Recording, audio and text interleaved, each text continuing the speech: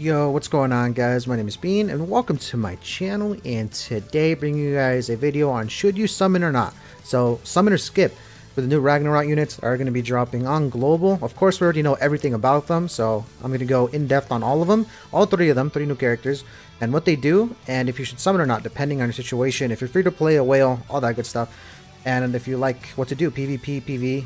But yeah, as you can see here though, if you log on to global, we have this D-Day countdown event. Whenever they do like hype events or collabs or big events, you get this bonus. So you make sure you log in, you get a free SR pendant, you get a couple Super Awakening coins, and then a part 2 ticket. And then on the 19th/20th is when the update will drop, July that is, and we're getting Ragnarok, first part, first season, I'm assuming, first update. But yeah, as you can see here, there is Liz. But yeah, we're gonna go over again all the characters, what they do, the banner, all that good stuff. So it's gonna be a good one. But before we get started though, if you're new to the channel, make sure to subscribe. We're currently on the road to 2K subscribers. Currently, at the time of recording this video, we're at 1,200 subs. Also, if you do enjoy today's video, consider leaving a like, as it really does help me out a ton. But yeah, that's pretty much it. So I'll be back once I have the characters pulled up here and what they do. So I'll be back. Alright, I'm back, and before I go into depth on all these characters, as you can see here, we have the first one pulled up here, THONAR. I forgot to mention, just in case any of you forgot or you don't know, with the release of Ragnarok, we get 100 free gems, which is good. You just get that by logging in, which is very, very nice. You get a free SSR character of Ragnarok, which is this one right here, THONAR. She is human, but you get her for free. And also you get one full cosmetic set for her, UR. So one UR headpiece, one UR weapon, and one UR costume. So this is her. So I'll be covering her first because she is the free one, and honestly probably the worst out of the three of them. Well, it's debatable. She's still good for PvP, deathmatch specifically. But let's go. Let's just dive right in. Also, I'll be going over the banner as well, because many of you probably want to know what that looks like towards the end. Warrior Justice Wanderer THONAR. She is green and she is a human. Her passive/unique, what really limits her and her use, it's Burning Sense of Justice. When a debuff is removed by skill usage in deathmatch, increases all allies' attack by 40% and attack rate stats by 20% for 3 turns. That's a huge increase, excluding debuff removal due to unique effect. But as you can see here, it says in deathmatch, so she's only limited to demons. Which she is actually really good for Belmoth. So if you want to use her, then you can use her, because this increases a considerable chunk of extra damage. You will do. But that is her. Her first skills. Condemnation of Light. Inflicts damage equal to 76% of attack on all enemies. Makes target bleed for 2 turns. And her rank 3, it's 190% and still bleed for 2 turns. So that is her second card, or first card I mean. Her rank 2 is Meat Bullet Assault. Inflicts charge damage equal to 200% of attack on enemy. Charge is ignore defense, same as Lost by Meliodas. But this is a single target. And at rank 3, it does 500% of attack. And her ultimate, keep in mind, you do get her 1/6 because you get a free copy. Inflicts weak point, which is triple damage against debuffed enemies, and equal damage equal to 385% attack on one enemy. So 1/6 weak point, ult hits really, really hard. So that's good. And for association, I would say if you're going to use her, probably go there because you want that extra pierce rate. Regeneration rate is kind of useless, honestly. And her substats are alright. They're nothing to brag about, but they're, yeah, like her pierce rate's bad, so that's why I use Goat there, so you get an extra 20%. Yeah, just she's okay. She's really good for Belmoth though, if you want to use her. But okay, next we'll go for the second character. We're getting a new version of Lost Vayne, Meliodas, blue one. So that means you will be able to use all your cosmetics for the old one, and of course UR gear, because Meliodas, UR gear. So yeah, if you already have him built out, then you can just copy and paste him if you do pull him and use him. So Ragnarok, Lost Vayne Meliodas, he is blue, demon of course. His passive is actually kind of interesting, but I wish it would have been something better. It's Reverse Winner. At the start of battle, during the ally's turn, increases the hero's ultimate move gauge by the amount of orbs possessed by the hero with the most number of orbs. Limit 1 time up to 3 orbs. So basically at the beginning of the turn, where you start, you just steal gauge. And it's basically to help you ult rush. And why would you care about ult rushing with him or getting his ult quicker? Is because since he is the same Lost Vein, he has the same ultimate, which is the Secret Technique ult. And you guys already know, if you hit him with a 6/6 ult with this and they don't have like a list shield up or something that nullifies the effect, it's a clean wipe. I don't care who you are. So there is that. Just in case you don't know, inflicts secret technique damage equal to 300% of attack on all enemies and deals damage with attribute advantage regardless of attribute.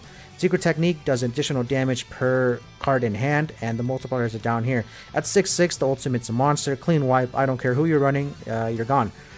Alright, let's take a look at his first skill, rank 1, or his skill 1. Advanced Frost. Inflicts damage equal to 120% of attack on one enemy and depletes one ultimate move gauge orb. So it's basically a single target drain card, which is actually pretty good in some scenarios.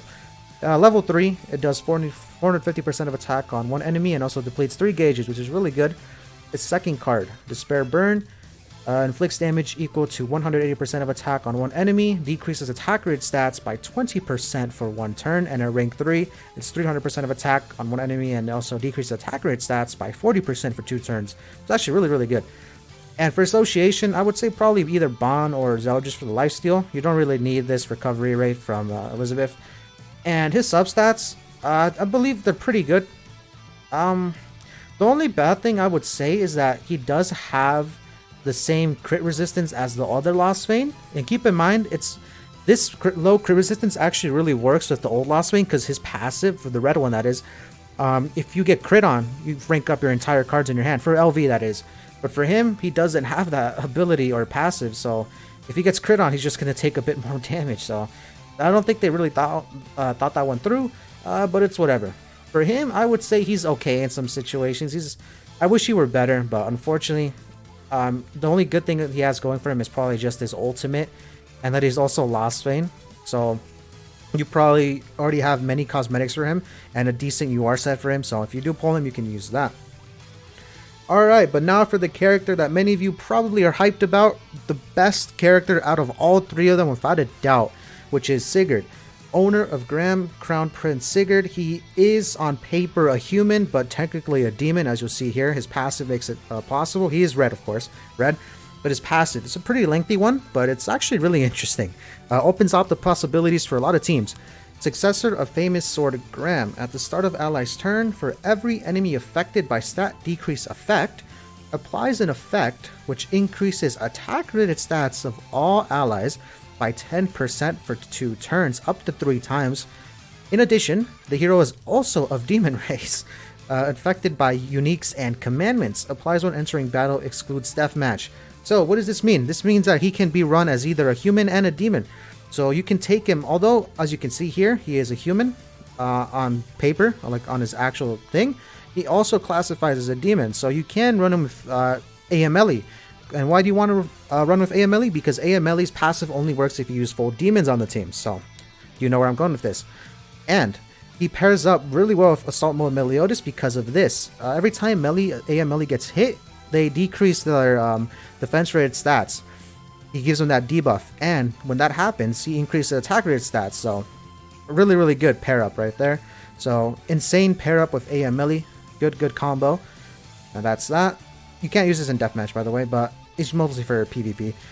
Let's see, or PvE content, just not deathmatch. His first card, actually really, really good. It's an Extort AoE. Striker Protection at rank 1. It inflicts damage equal to 120% of attack on all enemies and extorts 15% of attack and defense for 2 turns. At rank 3, it's actually really good. Inflicts damage equal to 300% of attack on all enemies. That's not important. This one's important. Extort 25% of attack and defense for 3 turns. And basically, if you don't know what Extort does, it decreases the target stats and increases their own stats. So you just snatch. It's basically like Bond Snatch. You take away those stats and you put it on your Sigurd, which is really, really good. And it's actually really nice that it's AoE, because then you take it for all of them on the field, which is actually kind of broken in some situations. So there's that. Can't wait to test them out. His second card, Cursed Strike. It's Amplify card. So this is another reason why he's really good on the AMLE team. Because if you buff yourself just somehow, or if you pair him up with Droll, if you put up Droll, which is probably the best team, one of the best teams, which is AMLE, Sigurd, and then Droll. So you get Droll's commandment of resistance, get him some buffs. He has an amplified card, single target. An amplified does additional damage 30% per active buff on himself. Rank 1 Curse Strike. It is amplified damage equal to 180% of attack on one enemy. And at rank 3, it's 450%, which is really, really good. So he has the same single target card, I believe, as AMLE. So there is that. And this ultimate has flood damage, which is actually pretty interesting. It is a single target. Flood does 0.8% additional damage for every percent of remaining HP on self. And if you don't know, quick reminder, do you know about this character called the One Escanor? I don't know if you've heard of him, but he has Flood card. He has the same Flood effect on his single target card, and you know how hard he hits. It's disgusting. So that's his ultimate at rank 1 out of 6 for him anyways, which is Dragon Slayer. It is 560% of attack on one enemy. For association, I would say probably use a melee, so you do more damage because of attack, or if you want defense, you could use Deanne, but I would say Meliodas. And a quick look at his substats. Okay, attack, decent HP. Pierce rate's alright, but keep in mind he boosts your attack stats. Just attack stats, not attack rate stats, by 10%, so there's that. For 2 turns, up to 3 times, so you can boost your attack stats by a total of 30%, by the way. Regen, doesn't matter. Crit chance, okay. Crit damage is alright. But yeah, pretty decent lifesteal, 10%. But Sigurd is probably the best character out of all 3 of them. Before we get into the last part, though, where I tell you guys if you should summon or not, my opinion, of course, let's take a look at the banner, which is honestly kind of bad. Alright, as you can see here, all 3 of the new characters are going to be rated up 0.5%. It is going to be a 3% banner, I believe. I'm pretty sure it is. Alright, so yeah, we have the blue Lostvayne right here. We have Sigurd right here. And then we have THONAR right here. Those are the 3 rated up. And then we have Creation Fighter Deanne, which is, I believe, green small Deanne. We have Knight of Wrath Demon Meliodas, which I believe is the... I think it's the blue one. Or the red one. One of those 2.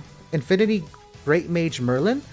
I believe these are all coin shop units, I think. So this probably is either the blue Merlin or the green one. But what I'm trying to say is the banner's kind of bad. So keep that in mind. We have Harley Quinn, King of the Fairy King. This is red Skinny King. We have green Escanor. So I'm assuming this is probably blue Demon Melee, but I could be wrong. We have Zeldris of Pity. We have Esterosa of Love. These are the worst versions, by the way. Like the not the coin shop ones, the other ones. This is the red one. I believe this is the... blue Zeldris. It could be the red one. I don't think it's the coin shop one. Let's see. Derriere of Purity. That's the red one. I believe it's the red one, yes. Droll of Patience. This is the blue Droll, I'm assuming. And then the Archangels. This is actually the only good part of the banner. These units are kind of outdated. But we have Sario, the kid. So if you don't have Sario, you can pull him there. Have a chance to, that is. You have Tarmio, and then you have new King Arthur, which I believe is the green one, the green SSR Arthur, which is good for PvE. He's a PvE god because of his passive. And they're rate up, by the way, not rate up, but their percentage for you to pull one of these banner characters, the filler ones, and not the rated up ones, is 0.125%, so the usual. But yeah, that's the banner. So, now comes the part where I give you guys my opinion if you should summon or not. Alright, so let me focus on free-to-plays first, because that's the majority of the player base. At least I like to think so. If you're free-to-play, honestly, I would say skip, man. These characters are not meta-breaking. Yeah, I mean, Sigurd is cool and all, but he does not break the game. If you don't have him, it's not the end of the world. There is a new festival probably around the corner, like in a week or 2. It's probably either going to be a regular festival, Holy War festival, so I would say wait until then. It could be something dope, dude. It could be like Holy War Esterosa, like Commandment Esterosa, or it could be like a new Deanne or something. I guess we'll find out. We have to wait, find out and see.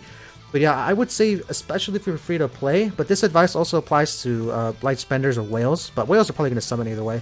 Yeah, wait until then, because again, you don't really need these characters. Lostvayne, honestly, he's not really good, the blue one.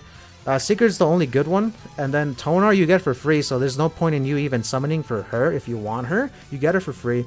The only reason you would want to be summoning on this banner is so you can try and pull Sigurd. Oh, by the way, it is a 600 milestone banner, so that means that 300 you get a guaranteed random SSR, and 600 you could choose one of the 3. I forgot to mention that, so sorry about that, but yeah, there is that. But yeah, there is that. And yeah, free to plays, I would say honestly, it's a skip. You don't need them. You are not going to automatically lose every single match if you don't have these characters. If you face like a Lost Vein, Blue Lost Vein, unless he's 6'6", you have nothing to worry about. Sigurd, he's good to have. If you face a decent AF melee team, then you'll probably have some trouble. But nah, I would say skip, because keep in mind we also still need Summer Roxy, which honestly, I'm sorry she's a waifu, but she's honestly a skip too. For free to play, she's not really that good. And then we also have the new Summer Merlin, and then, oh my god, Summer Merlin, and then Summer Elihawk, which are, Summer Merlin's actually really good against Spawn, but keep in mind, this probably is some sort of like bait, so you can summon, or they want you to summon on these banners, so then you don't have any gems left for the next festival, which it's probably either going to be a Holy War again, for Holy War festival, or maybe a regular festival. But yeah, everyone thinks that once this new festival drops, it's going to be broken. But I would say for free to plays, save and wait, because this banner is going to be active for like 2 weeks plus, I think, maybe even more. I think it's 2 weeks. It could be longer, but yeah, you have time. It should be like a week or two once we know what the next festival is for the JP and Korean version. So I would say wait for that. But if you're a light spender, again, the same would apply to you. But you could probably go for one rotation, which is probably what many of you will do. If you're a whale though, you're probably gonna summon anyways, and who knows, if you're big whaling, he'll probably 6-6 Blue Lost Vein for his ultimate or something, or Sigurd, or you might as well just 6-6 all of them. I'm only probably gonna do one rotation, stream my summons as usual, and because yeah, the banner units are kind of bad. I have most of these characters 6-6. The only reason I would be pulling is for the new ones, but honestly, all I really want is one copy of Sigurd and one copy in LV. Again, we already have one copy of THONAR. But yeah, that's basically what I would say, recommend for you guys to do, if you should summon or not. Again, this is basically just my opinion, based off my opinion. You can do whatever you want. It's end of the day, it's your game. You can spend your gems however you want. This is just what I think you guys should do. Yeah, I think that's going to do it, actually. Hopefully you guys did enjoy. I think I've covered everything you need to know regarding these characters. We went over the characters, who they are, THONAR, Sigurd, and Meliodas. Again, she is the free one you get, and keep in mind also you get 100 free gems just for logging in, and you get her as well, free copy, and you get a free UR set for her, so weapon, costume, and headpiece. And yeah, a bunch of new stuff coming with Ragnarok update. Not just this, we get a brand new story mode with Ragnarok itself as the main theme, which is really good, and a whole bunch of other good stuff. So hopefully you guys enjoy when it does release. Again, it is going to be releasing on the 19/20th, depending on your time zone. So there is that. But yeah, I think I pretty much covered it all. If you have any other questions though, let me know in the comment section down below, and I'll gladly assist you. I'm here to help. But yeah, again, if you're new, consider subscribing on the road to 2K subs. Also, if you did enjoy today's video, consider leaving a like, as it really does help me out a ton. I really appreciate it. But yeah, I think that's going to do it for me today, and I'll catch you guys in the next one. Peace.